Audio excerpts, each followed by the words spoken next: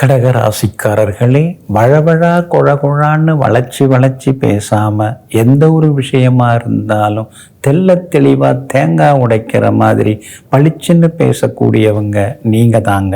இன்றைய நாள் கொஞ்சம் நிதானம் தேவைப்படுற நாளாக இருக்குதுங்க. உங்கள் ராசிக்குள்ளார சந்திரன் வந்து உட்கார்ந்துருக்காரு. புனர்பூசம் நட்சத்திரத்தில் 12 மணி நண்பகல் 12 மணி வரைக்கும் பயணம் செய்கிறாரு. பூசம் நட்சத்திரத்தில் நண்பகல் 12 மணியிலிருந்து பயணம் செய்ய இருக்கிறாரு. அப்படி இருக்கிறதுனால பூசம் நட்சத்திரக்காரர்கள் நண்பகலிலிருந்து கொஞ்சம் நிதானமாக இருக்கணும். ஆயில்யம் நட்சத்திரக்காரர்களுக்கு இன்னைக்கு வெற்றி உண்டுங்க. உங்கள் ராசிக்குள்ளார சந்திரன் வந்து உட்கார்ந்துருக்கிறதுனால ஆரோக்கியத்தில் அக்கறை காட்டுங்க. வேலை சுமை கொஞ்சம் இருக்குங்க.